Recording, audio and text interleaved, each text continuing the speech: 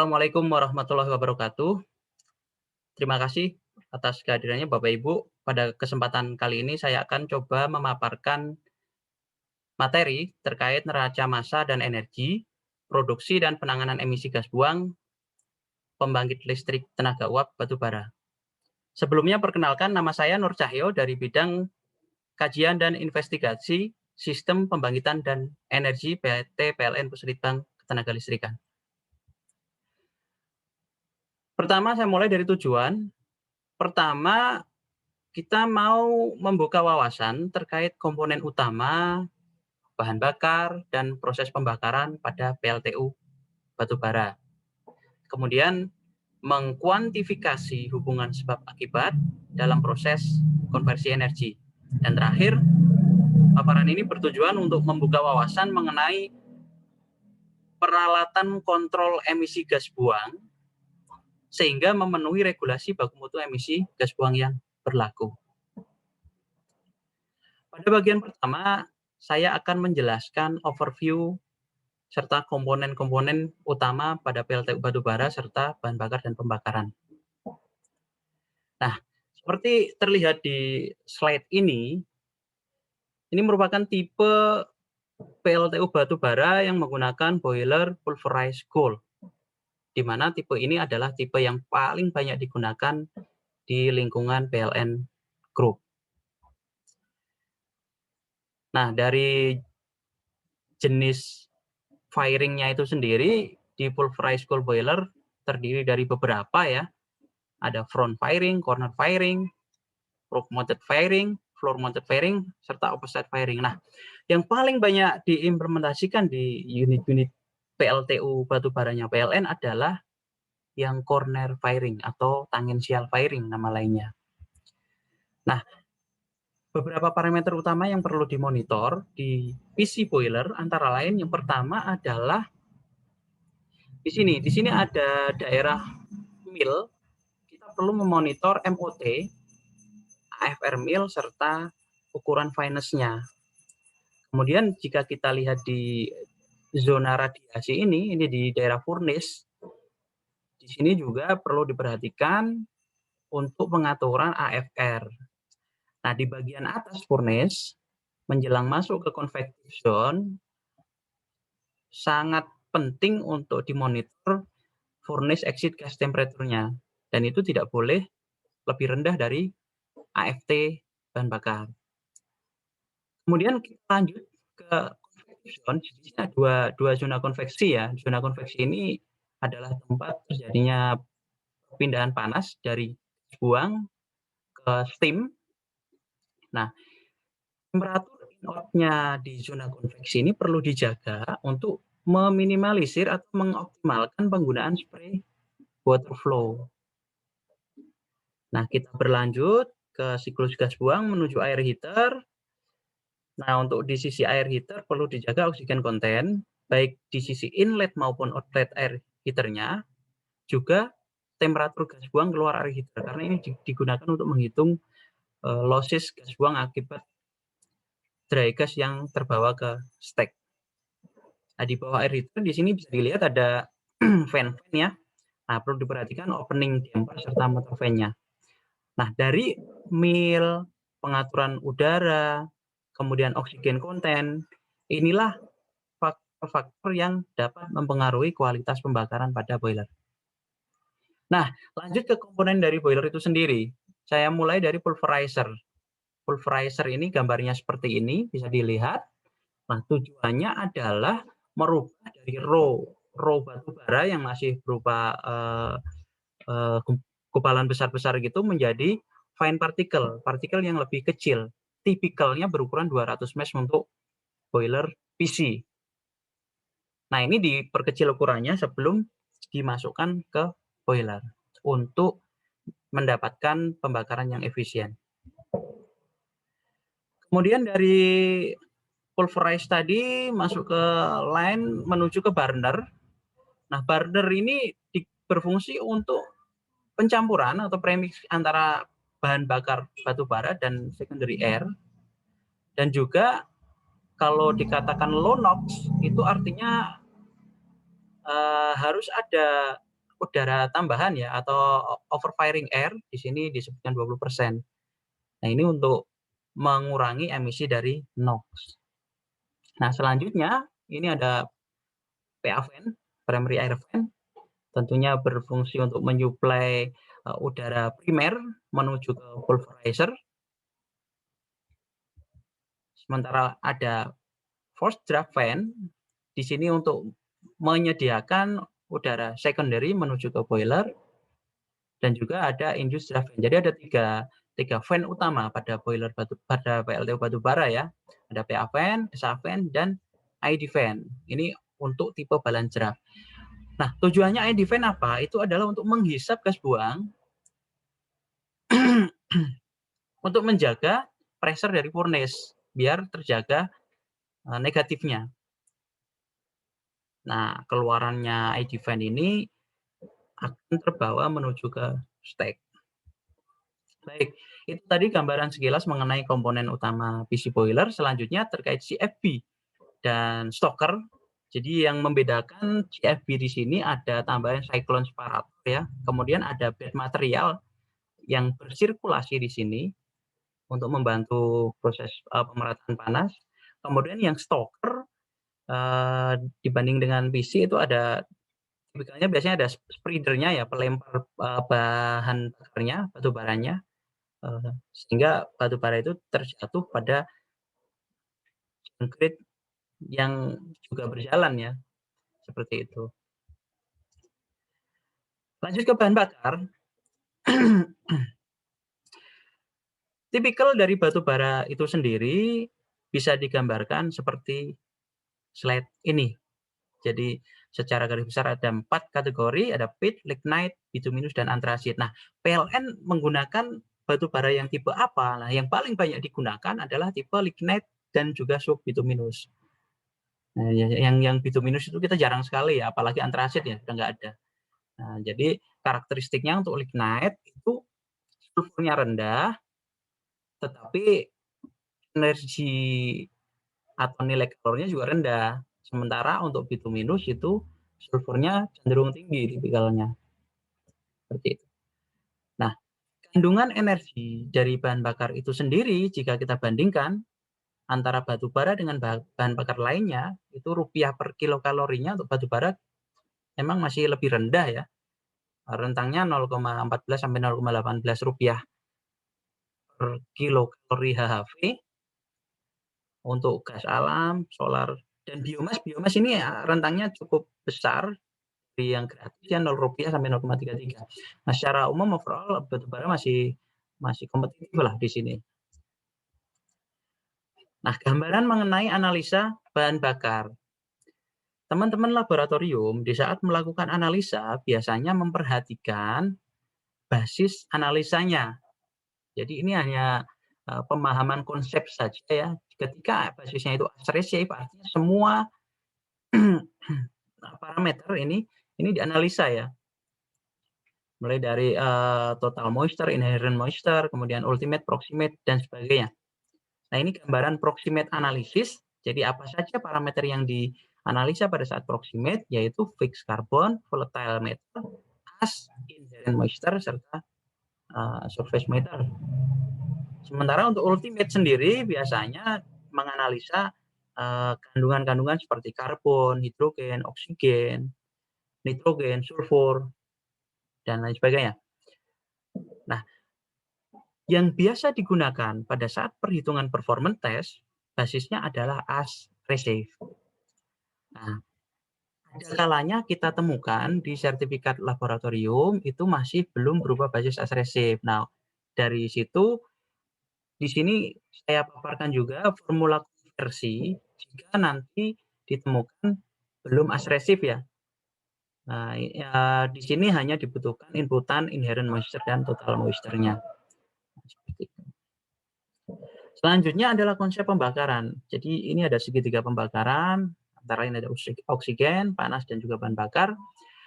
Pada dasarnya prosesnya adalah ada bahan bakar dan udara yang masuk ke ruang bakar. Di dalamnya terjadi reaksi kimia antara karbon konten dan oksigen. Jadi nggak hanya karbon, hidrogen, sulfur, dan lain sebagainya. Ini yang berasal dari bahan bakar, kemudian bereaksi dan hasilnya adalah gas buang atau emisi. Nah, pelarutan SO2 ini diregulasikan berdasarkan kadar oksigen 3-15%. Nah, proses itu sendiri di PLTU batubara terdiri dari 3 tahap. Pertama adalah tahap pengeringan. Pengeringan ini terjadi di pulverizer dan sampai ke burner. Jadi melepas moisture yang terdapat pada bahan bakar. Nah, setelah dari burner, kemudian dilanjutkan tahap devolatilization. Jadi melepas volatile matter-nya dari fase padat ke fase gas pada rentang temperatur 300 sampai 600 derajat Celcius ya. Nah, ini biasa terjadi di burner dan juga primary combustion zone. Nah, setelah volatilenya terlepas, tahap terakhir yaitu tahap pembakaran itu sendiri yang terjadi di furnace, di mana terjadi reaksi tadi karbon yang tersisa setelah volatilnya lepas, tinggal karbon, nah itu bereaksi sehingga menghasilkan abu atau material anorganik. Temperaturnya berada pada kisaran 700 sampai 1300 derajat Celcius. Nah, gambaran mengenai efisiensi konversi energi PLTU. Nah, jika kita ada komponen utama boiler, turbin, dan juga trafo, heat rate dari pembangkit itu lingkupnya atau boundary layer-nya adalah seperti ini. Heat rate-nya itu ya dihitung dari hulu batu bara bahan bakar sampai ke output terakhir energi yang dikeluarkan oleh trafo. Nah, tipikalnya di sini ada paparannya efisiensi netnya sekitar 38%. Nah, ini ada variabel-variabel heat rate yang dapat dikontrol. Nah, ini nanti seperti PGT, kemudian ada juga oksigen excess dan sebagainya. Ini yang menentukan nilai dari heat rate itu sendiri. Nah, selanjutnya, bagaimana hubungan efisiensi thermal pembangkit terhadap komponen C? Nah, ini kita ada sumbernya ya. Ada beberapa jenis pembangkit dengan kapasitas tertentu, kemudian heat rate-nya juga ada, bahan bakarnya ada. Nah, ternyata komponen C-nya untuk tipikal batu bara itu cenderung lebih rendah lah ya. Ada 300 sampai 500 untuk kapasitas non reheat ya, 300 MW. Kemudian untuk ultra super critical lebih murah lagi komponen C-nya antara 252 sampai 362 rupiah per kWh. Nah, artinya sangat kompetitif sekali untuk batu bara ini. Nah, itu sekilas mengenai bagian pertama ya. Jadi kita sudah menjelaskan komponen dari pembangkit PLTU batubara dan juga sekilas terkait bahan bakar dan proses pembakaran. Nah, kita lanjut ke bagian kedua mengenai pengukuran, penanganan, dan regulasi dari emisi pada PLTU batubara.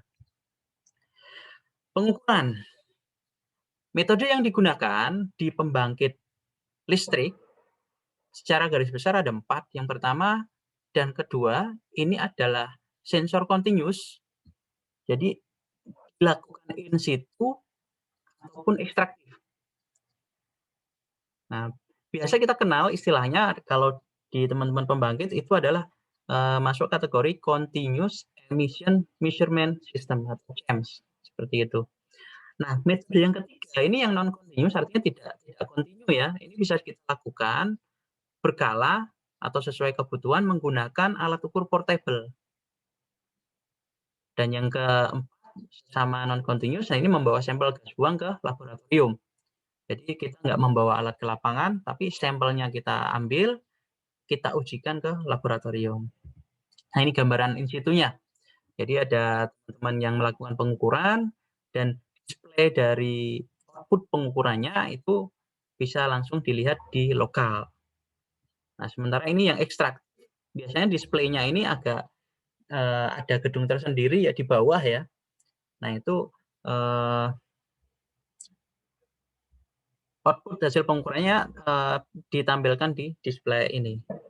Nah, yang non continuous ini seperti salah satu contohnya seperti ini ya. Ada probe, kemudian nanti biasanya ada ini ya selang sampelnya yang dihubungkan ke tapping pengukuran. Nah, output-nya bisa dilihat dari alat portable-nya itu sendiri. Baik, kita lanjutkan ke regulasi emisi. Sesuai Permen LHK nomor 15 tahun 2019, ini yang terbaru, itu ada 4 parameter yang mengatur mengenai emisi pembangkit PLTU. Dan ini dibedakan berdasarkan tahun pembangunannya. Nah, seperti itu. Nah, sebagai contoh di sini O2 dan NOx-nya dibatasi di 550 seperti itu. Nah, ini simulasi saja. Contoh perhitungan, kita ngambil case tadinya menggunakan batu bara subbituminus dengan nilai kalor 5.600, kadar sulfurnya 0,57. Kemudian kondisi yang lain bisa dilihat. Nah, di sini ada hasil uji lab-nya ya. Kemudian dimasukkan ke formula-formula, kita mau tahu produksi dari SO2-nya. Nah, ternyata dari 3 variasi kadar sulfur ini didapatkan konsentrasi SO2 raw-nya masih 752. Nah, jika batas regulasinya 750, artinya kan ini cukup mendekati ya. Nah, gitu. Artinya apa? Kita bisa menghitung produk SO2 itu sendiri menggunakan formula empiris tentunya yang sudah kita siapkan di template kita. Baik, regulasi sudah, contoh perhitungan sudah, kita lanjut ke kontrol produksi emisi gas buang.